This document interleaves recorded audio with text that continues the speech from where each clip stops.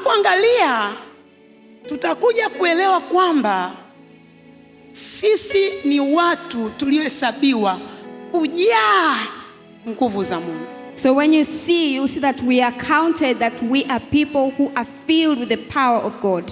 Kwa kuwa kadri neno linapokuja, For as much as the word comes, power kadri comes. neno linapokuja ni nguvu zinakuja. The more the word comes, the more the power comes. Kadri neno linavyokuja ni nguvu zinakuja. The more the word comes, the more the power comes. Na mwenye nguvu ni mwenye nguvu. And a powerful person is a powerful person. Huwezi kumfananisha mwenye nguvu na asiye na nguvu. You cannot compare a powerful person with a weak person. Kwa hiyo neno unapoliangalia, So when you look at the lazima word, uone ni nguvu, you must see the word as power. sio za mwanadamu, Not of man, sio za fedha, not of money, sio za vizazi, not of generations, bali ni nguvu za Mungu but the power of God. ndizo zinazoenea kwenye maisha yako. That's the power that comes in our lives. Kwa wewe ukijiangalia ni mtu uliyejaa nguvu za Mungu. So when you look at yourself as a person who is filled with the power of God. Mwambie jirani yako, unaniona. Tell your neighbor, do you see me? Mwambie unaniona. Tell your neighbor, do you see me? Nimejaa nguvu za Mungu. I am filled with the power of God. Sikiliza. Tumesoma andiko kwenye kitabu cha Yeremia. We read the word from the book of Jeremiah. Anasema, mimi Mungu naliangalia neno langu nipate kulitimiza. It says, I, God, I look onto my word so that I may perform it. Kwa hiyo ili neno kama nguvu likija kwako, So when this word comes as power, ni yeye Baba ndiye anayethibitisha hilo neno limetimiliza nguvu kwenye maisha yako. it is God the Father who ensures that the word has come to be power in our lives. Kwa hiyo Baba anapoliachilia neno lake, aliachi kabla halijatimia. So when God the Father releases a word unto you, he does not leave it be until it is completed. Maana analiangalia kwa maana ya kulifuatilia. So he follows on it closely. Anaenda nalo bega kwa bega. He walks on with it closely. Kwa maana neno lilipo na yeye yupo. For the way the word is, so is he. Ili tu alitimize. So that he may complete it. Kwa hiyo hakuna neno analolileta litaanguka chini kwenye maisha yako. So there is no katika word jina la that Yesu. comes to you that may fall empty in the name of Jesus. Kwa kuwa yeye katika utimizaji wa neno hatumi malaika.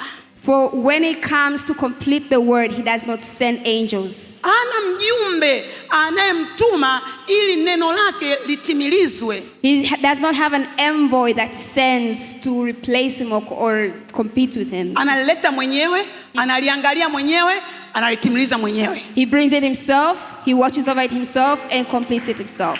Wewe ni mtu ambaye neno la Mungu limefanikiwa kwako. So you are a person whom the word of God has been completed in you. Mwambie jirani yako, mimi ni mtu neno la Mungu limefanikiwa. Tell your neighbor, I am a person whom the word is fulfilled. Kwa ukihesabu tangu tumeanza mwaka, So if you count since we began the year mpaka imefika leo Until Februari today. 8, February 8th, utashangaa kwa sababu Mungu amelituma neno lake mara nyingi usivyoweza kuhesabu. you'll be amazed at how many times the word of God has been coming into your life. Na hakuna neno ambalo akulifuatilia ili timie. And there's no word of God that came that he did not follow through or see it through.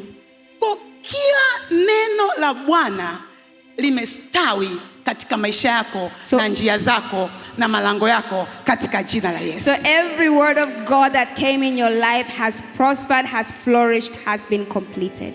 Neno linapokuja kwako, when the word comes to you, ni pumzi ya Mungu imekuja juu ya maisha yako. It is the breath of God has come onto your life.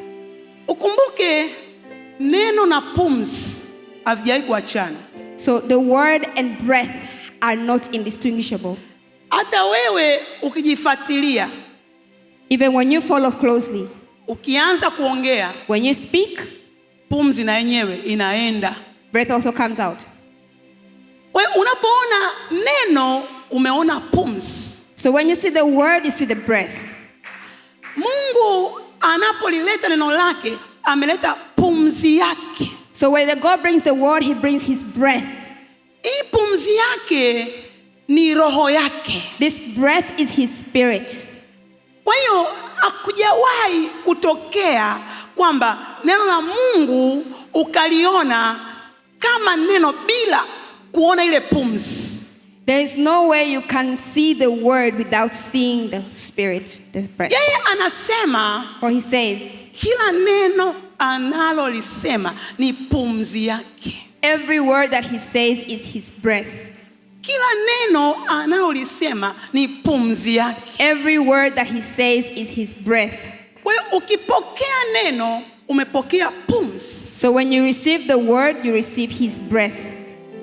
Tukisoma maandiko, Mungu alimuumba mwanadamu. When you read the Bible, you see God created man. Weka hapo Mwanzo 2:7.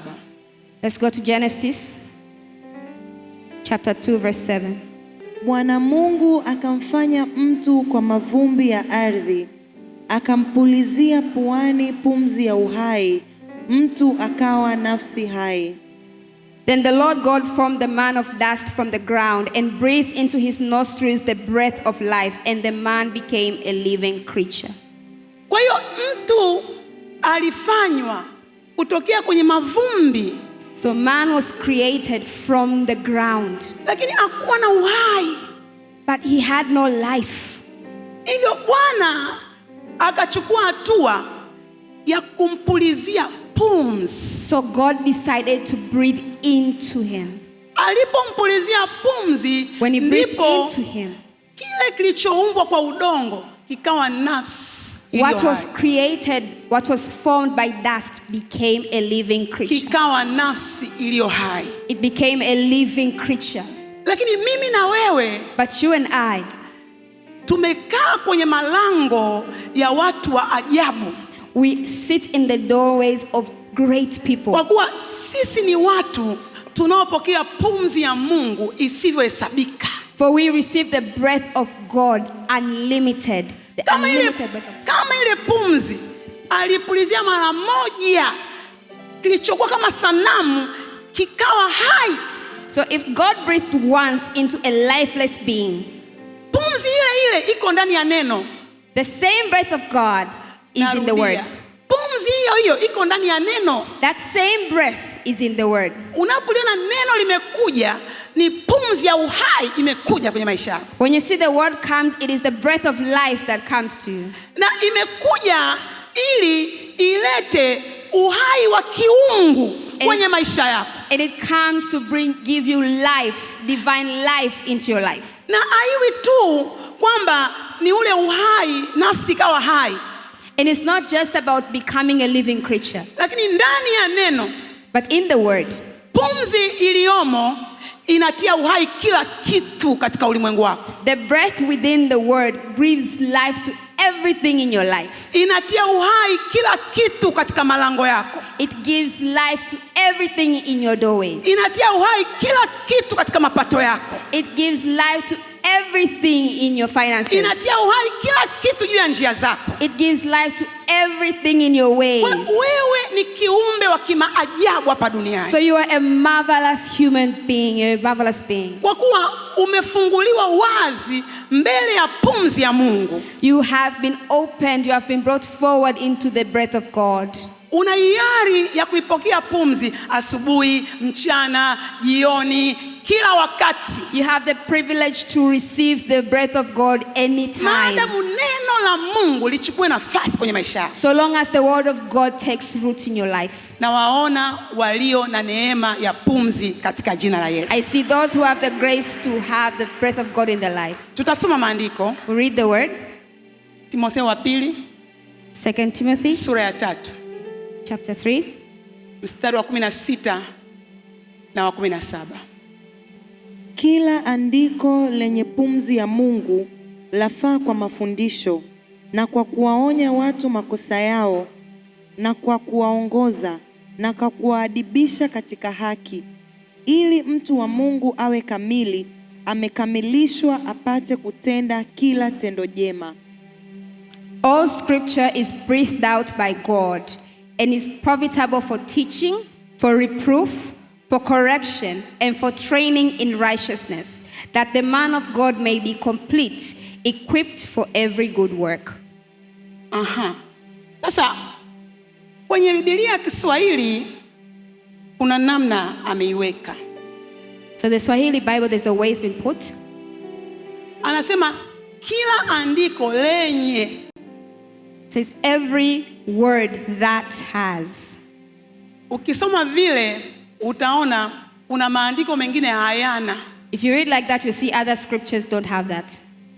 Lakini ukisoma Amplified, but if you read the Amplified Bible, anaongea all scripture is God breathed. Anasema kila neno ni pumzi ya Mungu. All scripture is God breathed. Kila neno ni pumzi ya Mungu. Kila neno ni pumzi ya Mungu. Kila andiko, all scripture, kila andiko ni pumzi ya Mungu. Na unaona anaanza nalo lafaa.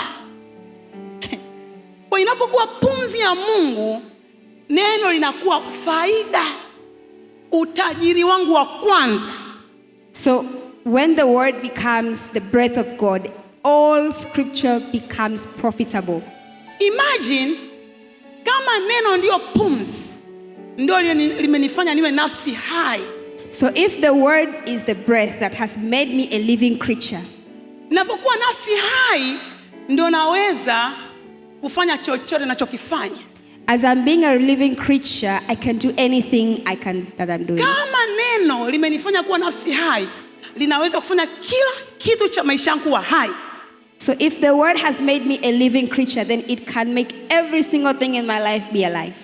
Kwa mimi na wewe lazima tuliangalie neno katika sura ya utukufu wake. So we must look at the word in the face of its glory. Kwamba kila neno analolisema Bwana ni pumzi ya Mungu kwangu. That every word that God says is breath of God to me. Na hilo neno ni faida kubwa juu ya maisha yangu. And that word is very profitable to me. Lina nguvu ya kunifundisha. It has the power to teach me. Lina nguvu ya kunirekebisha. Has the power to correct me. Lina nguvu ya kunionya. It has the power to rebuke me. Lina nguvu ya kuniweka kwenye mstari wa mapenzi ya Mungu. It has the power to put me in the right standing of God. Lina nguvu ya kunifanya nifae kwa kila kazi iliyo njema. It has the power to qualify me for every good work. Tutasoma tena hilo andiko. We'll read again. 16. Timotheo wa pili. Tasoma sura ya 3 16 na 17. Weka Kiswahili. Moja, tusome. Kila andiko lenye pumzi ya Mungu lafaa kwa mafundisho na kwa kuwaonya watu makosa yao na kwa kuwaongoza na kwa kuwaadibisha katika haki, ili mtu wa Mungu awe kamili, amekamilishwa apate kutenda kila tendo jema. Kwa hiyo ili andiko lenye pumzi ya Mungu, haijalishi linapokuja unakuwa katika hali gani. So when this word of God that has the breath of God comes, it doesn't matter what situation you're in. Muulize jirani yako, kabla hujakutana na neno ulikuwa na hali gani? Ask your neighbor, before you met the word, what state were you in? Mbona muongei? Muulize wewe ulikuwaje? Ask them, how were you? What state were you in before you met the word? Lakini kwa sababu kuna pumzi ya Mungu, ile pumzi ambayo Mungu alitengeneza lidude tu la udongo, lakini ile pumzi ikamfanya awepo mtu ambaye ni nafsi hai. But because there was the breath of God, this breath of God made a lifeless being to being a living creature. Anajua cha kufanya, anajua kuingia, anajua kutoka, anajua kuheshimu, anajua kutanguliza, anajua kunyenyekeza. Nafsi hai. A living creature who knows and can do everything. Sasa hilo neno ndio linakuja kila mara kwenye maisha yangu. And this word comes to you every time in your life. Na linakuja ili kunifanya mimi niwe faida. And it comes to make me profitable. Haijalishi nilivyokuwa. Doesn't matter how I was. Nilikuwa na mapepo mangapi lenyewe aliangalii. It doesn't look at my past. Nilikuwa nimekataliwa kiasi gani lenyewe aliangalii. It doesn't look at how many times I was rejected. Nilikuwa na madeni mangapi lenyewe aliangalii. It doesn't look how many times I was indebted. Nilikuwa na ugonjwa gani lenyewe aliangalii. It doesn't look at how many illnesses I had. Lenyewe linakuja linifanye nifae. It comes to make me profitable. Linakuja linisaishe. It comes to complete me. Linakuja linionye. It comes to rebuke me. Linipe shape ya kiungu. It gives me the shape of divine shape. Linakuja liniongoze. It comes to lead me. Linakuja liweze kunikamilisha, nifae kwa kila kazi iliyo njema. It comes to complete me so that I be profitable for every good work. Ina maana nafaa kwenye biashara, so that I am profitable in my business. Nafaa kwenye ndoa, I am profitable in nafaa kulea marriage. watoto, I'm profitable for nafaa children. kukaa mtaani pale, I am profitable in my area. nafaa kupata ajira, I am profitable to be nafaa employed. kuongea katikati ya watu, I can talk to people. nafaa kuwa kiongozi, I can be a leader. nafaa kwenye ukoo. I am profitable in my clan. Na nifanya nifae. It makes me profitable. Chapie Bwana makofi. Clap your hands for Jesus. Hallelujah. Hallelujah. Hallelujah. Amen. Mwambie jirani yako, Tell your neighbor, mwambie neno the word ndio limenifanya nifae hivi. has made me profitable. Mwambie mimi nilikuwa sifai, lakini neno ni pumzi ya Mungu. I was worth nothing, but the word is the breath of God. Limenifanya nifae. It has made me worthy. Nionekane nahitajika. It has made me Watu needed. wanaweza kunisikiliza. People can listen to Wanaweza me. kunitafuta. They can look for me. Hela zinaweza kuja kwangu. Money can come to me. Ninaweza kuwaongoza watu. I can lead people. Ukoo wangu unanihitaji. My clan needs Kwa sababu me. ya pumzi ya Mungu Because of the breath of God iliyokuja kwa neno lake. that came through the Piga word. makofi kwa Clap your Yesu. hands for Hallelujah. Jesus. Moja ya kitu unahitaji kustudy ni huu mstari. One of the things you really have to hold on to is the word. Timotheo wa pili 13:16 na 17. 2 Timothy chapter 3 verse 16 and Sasa, 17. Tunapozungumzia nguvu ya Mungu, When you talk about the power of God, leo tutaenda ndani kidogo, we'll go a little deeper, ila muda wangu umeisha. Hautakuwa mwepesi. and you will not be easy person. Sasa nataka tukaangalie jinsi gani ili neno ninaweza kuliruhusu kufanya kazi kwenye maisha yangu. So how can we allow the word to work in our lives? Tutaanza kwa kuangalia ili neno ninaweza kuliruhusu lifanye kazi kwa kulisoma. So today we'll look at how do we allow the word to work by reading it. Kwa kulisoma. By reading it. Bwana asifiwe. Kusoma ni siri. To read or to Kusoma study is a secret. Ni siri. To study is a secret. Tunaposoma Biblia, When we study the Bible, kuna vitu vinatokea. things happen. Kitu cha kwanza, tunamsikia Mungu na tunamuona Mungu. The first thing is we hear and see God. Maandiko huwa yana umbo. Sasa unapolisoma kila andiko, unatakiwa usikie na kuona. So all scripture is formed. When you read the scripture, when you study it, you have to hear and you have to see it. Tutaangalia kidogo Yeremia 15:16. We'll look at the book of Jeremiah, chapter 15, Yeremia 15:16. verse 16. Tutasoma sasa, twende wote moja tusome. Maneno yako yalionekana, nami nikayala, na maneno yako yalikuwa ni furaha kwangu na shangwe ya moyo wangu, maana nimeitwa kwa jina lako, Bwana Mungu wa majeshi. Your words were found and I ate them, and your words became to me a joy and the delight of my heart, for I am called by your name, O Lord, God of hosts. Kwa hiyo tunaona haya maneno sio tu kwa ajili ya kuyasikia. So you see, the words is not just for hearing, Kuna kuyaona. but you have to see them. Ukisoma maandiko When kwenye you read kitabu cha Warumi 4, In the book of Romans, Biblia chapter 4, inasema naye Ibrahim alipoiona ahadi ya Mungu hakusita kwa kutokuamini. and it says, when Abraham saw the promise of God, he did not hesitate to believe. Kwa hiyo kuna kuona. Mwambie jirani yako, umewahi kuona So there is to unaposoma? see. Ask your neighbor, have you seen? the Umewahi word? kuona Have you seen? au unasikiaga tu? Or do you just hear or listen? Hivi vitu viwili lazima vikutokee. So these two things must happen to you. Kusikia na kuona. To hear and to see. Kila Mungu anaposema kuna siri ya kuona. Whenever God speaks, there's a secret of seeing. Tutasoma tena We read again. Zaburi 119 Psalms 119, mstari wa 18.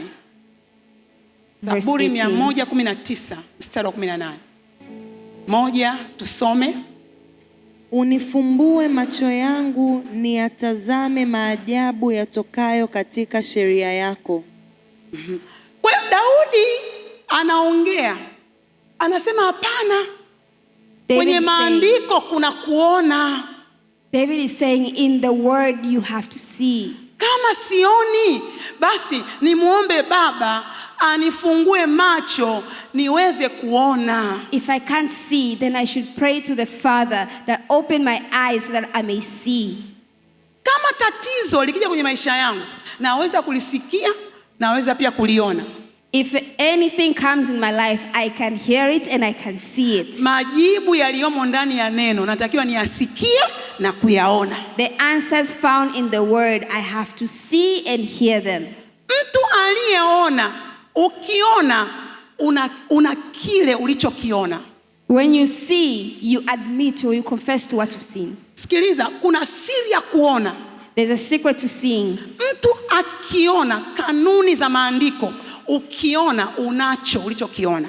When you see the word, you believe what you see. Kwa hiyo mimi na wewe tukibaki katika kutokuona, hatuwezi kuwa na vile ambavyo vimeachiliwa kwa ajili yetu katika neno. So if we remain in the blindness, in the not seeing, we will not see the things that have been promised unto us. Hata ile pumzi tunaweza tusiione. We might not even see the breath. Kwa hiyo kama hauoni pumzi, yanaanza kuwa kwako kama maandiko ya kawaida. If you don't see the breath of God, then the word just becomes just scripture that you read. Ndio maana mtu anakuwa hana shauku ya kusoma neno. That's why you don't have the zeal, the yearning to read the word. Kwa sababu kuona kuna nguvu, Because to see, there's strength in seeing. kuona kuna matokeo. There's results in seeing. Tutasoma. Fungua Mwanzo 13:14.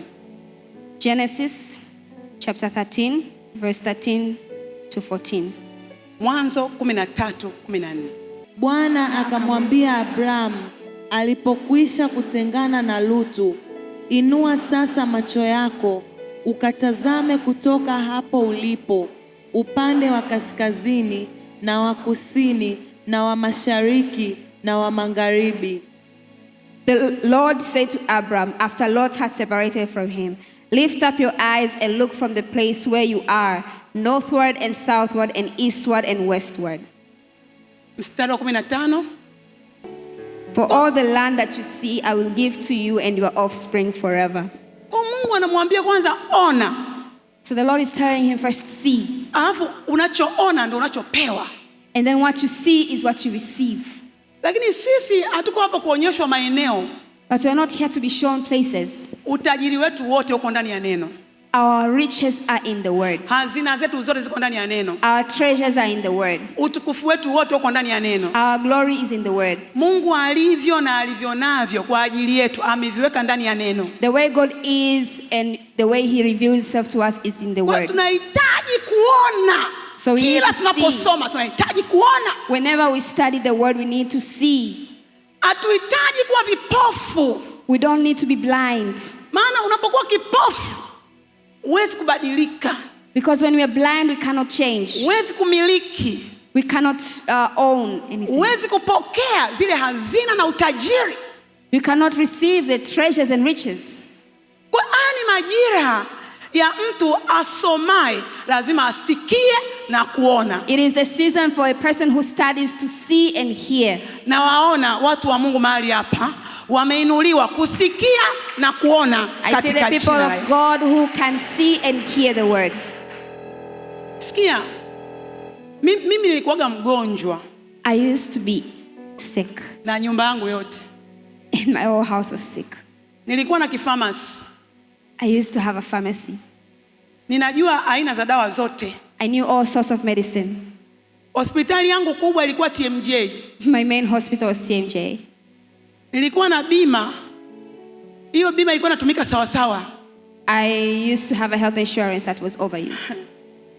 Lakini kuna siku But one day, nilisikia na kuona. I heard and saw. Nilisikia na kuona. I heard and saw. Mathayo 8:17. Matthew chapter 8, verse 17. Mathayo 8:17. Tasoma. Moja tusome. Ili litimie lile neno lililonenwa na nabii Isaya akisema, mwenyewe aliutwaa udhaifu wetu na kuyachukua magonjwa yetu. This was to fulfill what was spoken by the prophet Isaiah. He took our illnesses and bore our diseases. Kwa hiyo haya maandiko nilikuwaga nayasoma. So I was reading this word, Ila nilikuwa sijawahi kuona. but I never saw them. Kwa hiyo maandiko yanaongea kwa ajili yangu. So the scripture is speaking for me. Yamebeba pumzi ya Mungu kwa ajili yangu. It has carried the breath of God for me. Lakini kulikuwa hakuna kitu naathirika nacho kutoka katika haya maandiko. But it didn't affect me. Kwa nini? Why? Yalikuwa yanatokea kwa wengine ila kwangu hayatokei. It was happening for everybody else, but not for me. Kwa sababu nilikuwa sijaona. Because I didn't see. Nilikuwa sijaona. I didn't see. Kanuni inaniongoza. Kila unachoona ni cha kwako. The fundamental law is what you see is yours. Kwa mimi nikawa nasoma kijinga. So I was just reading for the sake of it. Nasoma lakini sioni chochote. I'm reading but not seeing anything. Kwa magonjwa yakaendelea kunila. So diseases kept on coming to me. Niko kanisani magonjwa yananila. I'm at church but diseases are afflicting me. Nina madhabahu ya magonjwa. I have an altar of diseases and illnesses. Nawaza magonjwa. I think illnesses. nanuka I magonjwa, smell illnesses. naongea I magonjwa, speak illnesses. naota magonjwa. I dream illnesses. Siku ikianza, cha kwanza ni hospitali, When the day starts, the first thing is the lakini lile hospital. neno lilikuwa right. kwa ajili yangu. It was for me. Na asubuhi ya leo ili neno ni kwa ajili ya mtu mmoja anayeliona. And today, this word is for anyone who sees. Anasema He says, mwenyewe. Mwenyewe ni nani? Mwenye nini? Mwenyewe. He. Mwenyewe.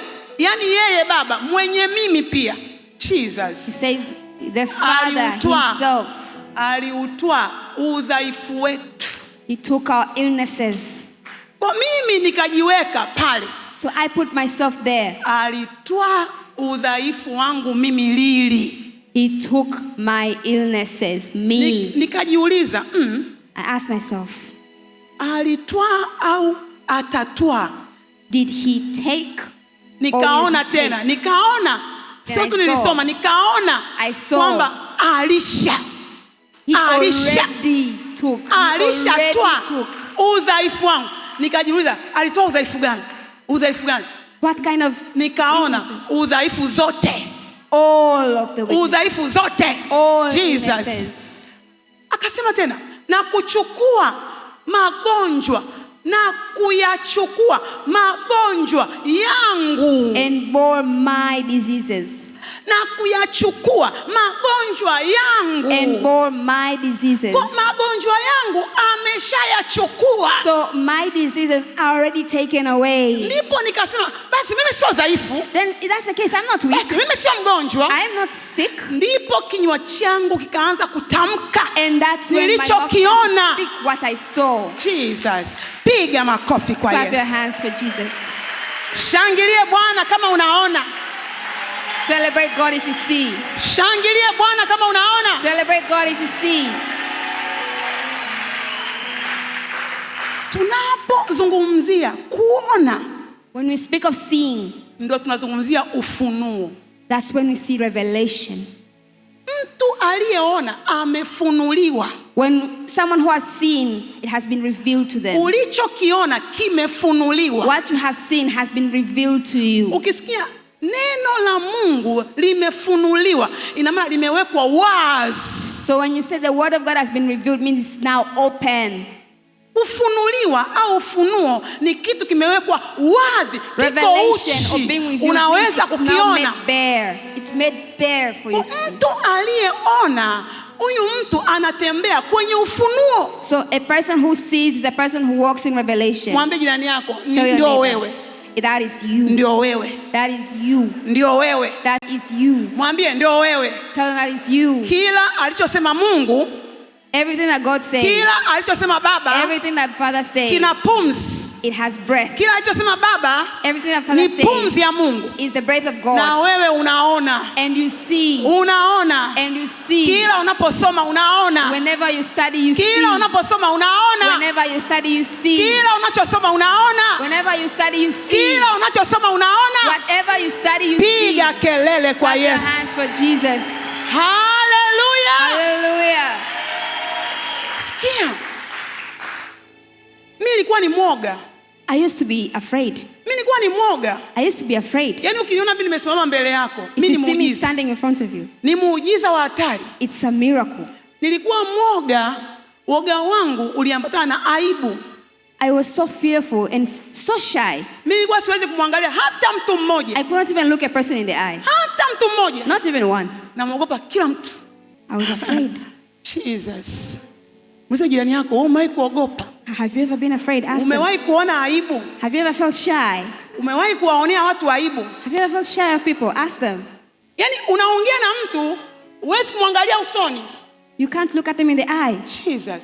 Huwezi kumwangalia usoni. You can't look at them in the eye. Unaongea You speak huko. just like this. Ndio. Yes. Yes. Yes. Unaweza ukauzwa kwenye gunia. You can be sold away. Maana mahali unatakiwa useme hapana, unasema ndio. Because when you're supposed to say no, instead you say yes. Kwa sababu mtu ukiongea lazima muangalie. Because when you talk to them, you have to see them. Kwa sababu hata macho yanaongea, sio mdomo tu. Because even the eyes speak, not just the mouth. Kwa hiyo huwezi kuitikia ndio kama hujaona macho ya mtu. You can't say yes if you haven't seen their eyes. Lakini nilikuwa ni mwoga. But I was afraid. Lakini kuna siku nikaona neno. But there was one day I saw the word.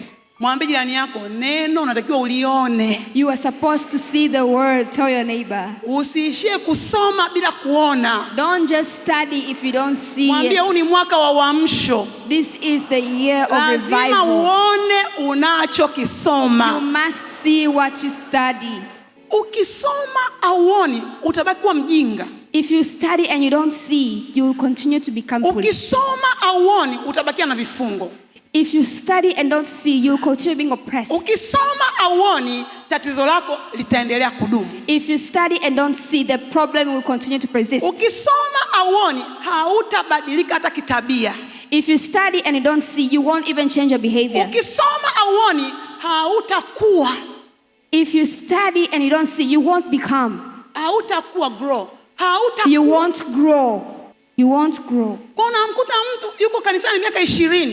So you see a person in the church for 20 years, Lakini hajawahi kuona. but has never seen. Hajawahi kuona. Has never seen. Hamna tukigumu kama hicho.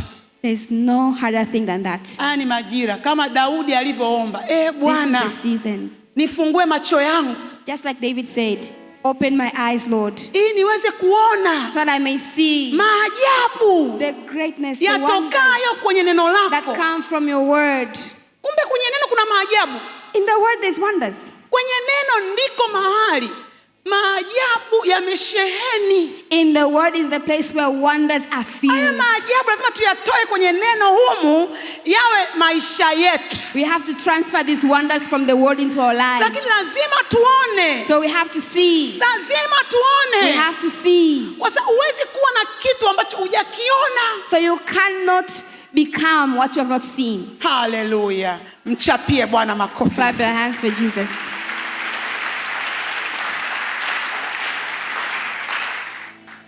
Sikia. Listen. Nikaona. And I saw. Nilipoona ndio kifo cha woga. When I saw, that became the death of the fear. Kifo cha woga kilitokea hapo kwa papo. The death of fear came right there and then. Yaani kifo cha woga kikatokea kama fumba fumbua. The death of fear was like blink of an eye. Sasa unaanza kujiuliza, I started asking myself, yaani miaka yote hii so all these years, ningeona nilichokiona if I saw what I miaka saw 10 iliyopita 10 years ago, ningekuwa wapi? where would I have been? Mbona nimepitwa na vitu vingi kwa sababu ya woga? How come I've been passed by all things because of fear? Mbona sijaaminiwa mahali pengo kwa sababu ya woga? I have not been a person to be believed in for all these years. Mbona nimeshindwa mahali pengo kwa sababu ya woga? I have failed in so many things because of fear. Mbona nimekata tamaa mara nyingi kwa sababu ya woga? I've given up so many times because of fear. Yaani unatamani urudishe nyuma kalenda. You wish you'd turn back time. Lakini sasa nasema huu ndio mwanzo mpya. Okay, so we decide it's the Huu ndio new mwanzo start. mpya. It's the new beginning. Hapa ndipo Mungu anapoanzia na That's mimi. where God starts with me. Atarejesha miaka iliyoliwa, He will restore miaka all iliyopotea, that was stolen, all that was miaka lost. iliyoibiwa. He will restore that was stolen. Atairejesha kuanzia He will hapa. restore from here. Nikaona. You see. Jesus. Mwambie jirani yako, umo kwenye Biblia yako ndio maajabu yalipo. Tell your neighbor, in your Bible, that's where the wonders are. Mwambie unataka kwenda tour?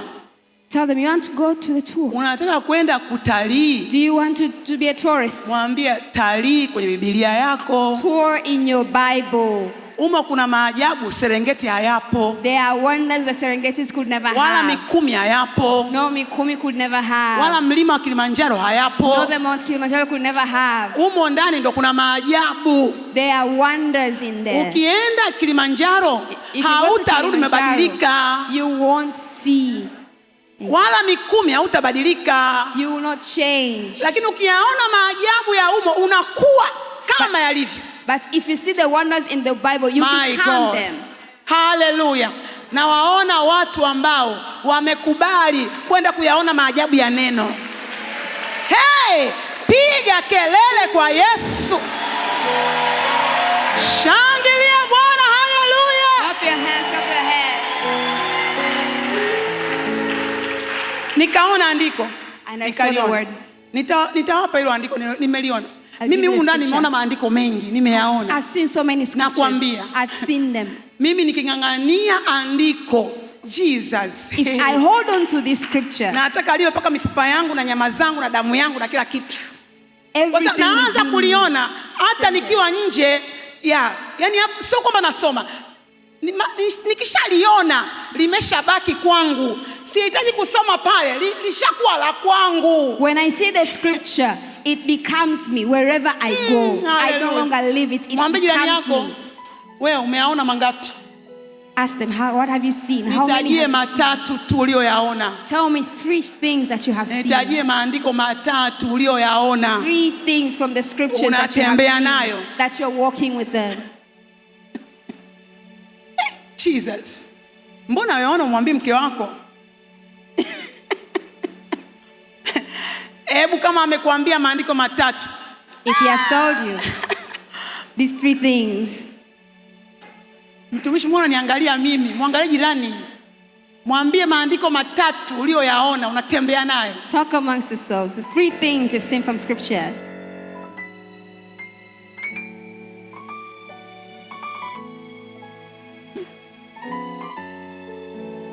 Jesus. Naomba unielewe. Please understand me. Nielewe. Understand me. Roho Mtakatifu ni mbabe. The Holy Spirit is bold. Kile unachokiona, Whatever you see, Roho Mtakatifu akiachi humu kwenye makaratasi. the Holy Spirit doesn't leave it on the paper. Kuna kibao kingine huku. There's another tablet. Kuna kibao huku cha There's a nyama. tablet. A tablet of flesh. Kuna kibao cha nyama A tablet of flesh kwenye moyo wako. on your heart. Mwambie jirani yako, hata ndani yangu kuna kibao. Even in my heart, there's a tablet. Kuna kibao. Mwandishi wake ni Roho Mtakatifu. The writer, the scribe is the Holy Spirit. Yeye anaandika kile ulichokiona. He scribes what you have seen. Na anakiandika kwa wino usiofutika. And he scribes with the ink that is Na imperishable. kila kinachoandikwa kinakuwa wewe. And what is written becomes you. Tutasoma, nilikuwa sitaki kusoma hapo, tutasoma We'll read ili msibaki na wasiwasi. so that you know. Waebrania 8:10. Hebrews chapter 8 verse 10. Waebrania 8:10. Moja tusome. Maana hili ndilo agano. Ngoja kwanza tusome wote. Moja twende. Maana hili ndilo agano nitakalo agana na nyumba ya Israeli baada ya siku zile, asema Bwana. Nitawapa sheria zangu katika nia zao, na katika mioyo yao nitaziandika. Nami nitakuwa Mungu kwao, nao watakuwa watu wangu. For this is the covenant that I will make with the house of Israel after those days, declares the Lord. I will put my laws into their minds and write them on their hearts, and I will be their God, and they shall be my people. Sasa hapo unaishi. Kwa sababu anasema nitawapa sheria zangu katika fikra zao. So there you live, because he says, I will give my laws into their thoughts Na katika mioyo yao nitaziandika. and write them in their hearts. Ndio maana maandiko nasema That's why the word says, katika utele wa moyo kinywa unena. in the feeling of the heart, the word speaks, the mouth speaks. Ili neno likishaandikwa ndani yangu, If the word is written inside of me, kanuni inaniambia neno la Kristo na likae kwa wingi. the word says the word of God should Linaanza kuwa be plentiful in me. linaanza kuwa ndo mawazo yangu, So it becomes my mind, my linaanza thoughts. kuwa ndo hisia zangu, It becomes my feelings. linaanza kuwa ndo maamuzi It yangu, becomes my decisions. linaanza kuwa ndo maneno yangu, It becomes my words. linaanza kuwa vitendo vyangu. It becomes my actions. Ndo tayari nimekuwa. And it has become. Alivyo ndani ndivyo alivyo. Who you are inside is Kwa who hiyo you are. mimi sijitahidi kujionyesha wa kiungu. I don't need to present myself moyo as a wangu divine person, una maandiko, una neno. my heart is full of scripture. Lile nililoliona limeandikwa kwenye kibao cha nyama. What I have seen has been scribed in the tablet of the flesh. Na hivyo ndivyo nilivyo. And that's who I am. Mashetani yote yanakuogopa. All the demons are afraid Waganga of wanakuogopa. Kabla hujakemea wanakuogopa. Wachawi wanakuogopa. Unaanza kuwa moto ulao. Moto uteketezao. Unaanza kuwa nuru ing'aayo. Piga kelele kwa Yesu. Haleluya. Amen. Haleluya. Sasa hilo andiko. So that word. Hilo andiko nilisome ili tuombe. That scripture. Fungua Open. Timotheo wa pili. 2 Timothy. Timotheo wa pili. 2 Timothy. Sura ya kwanza mstari wa 7. Chapter 1 verse 7. Maana Mungu hakutupa roho ya woga, bali ya nguvu na ya upendo na ya moyo wa kiasi. For God gave us a spirit not of fear, but of power and love and self-control. Si unaona? Sasa Mungu Baba, so God the Father, anakataa kwamba mimi sijawapa roho ya woga. Huyu wa Kiswahili ametumia neno woga. So God the Father refuses that I did not give you a spirit of fear. Lakini wa Kiingereza ametumia fear. In the English it says fear. Mungu hakutupa, haleluya. Mungu hakutupa God did not give us ya hofu, a spirit of fear.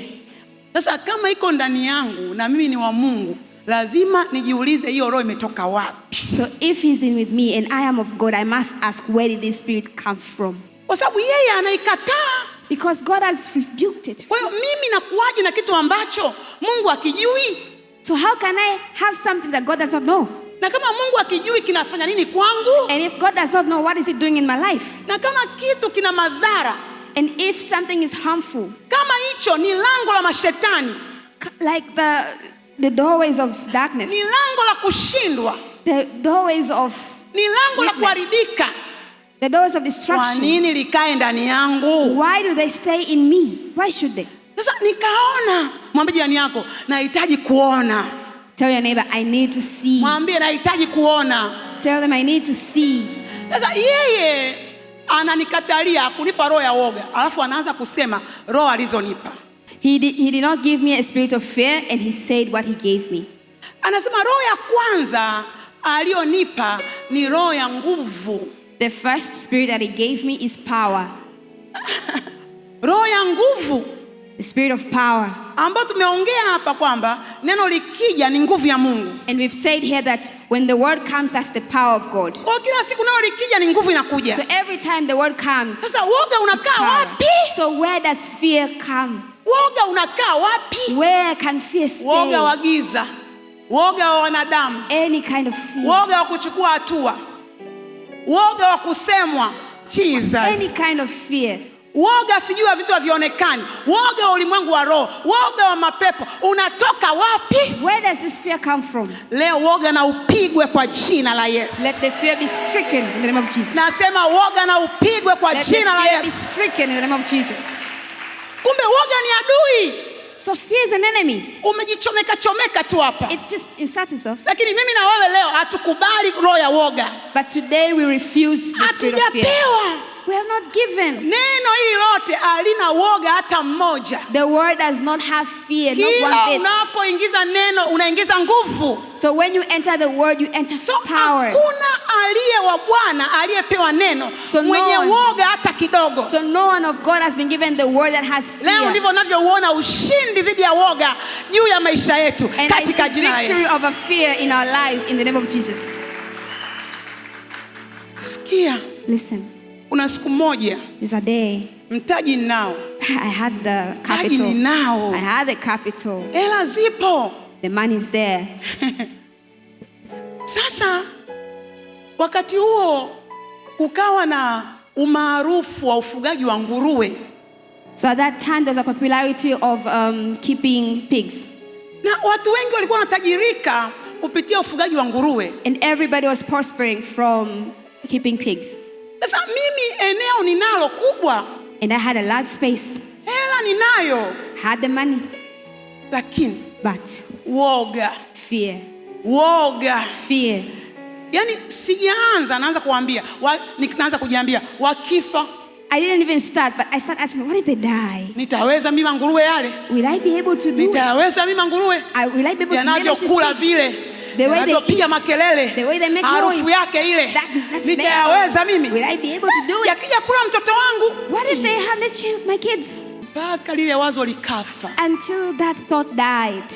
Sema woga ni mbaya. Tell fear is a bad thing. Sema woga ni mauti. Say fear is death. Sema woga ni mpaka. Say fear is a boundary. Sema woga ni kizuizi. Say fear is an obstacle. Leo woga na upigwe kwa jina la Yesu. May the fear be stricken in the name of Jesus. Anasema akutupa roho ya woga. Nikaona. He said, "Don't give us a spirit of fear." I saw it.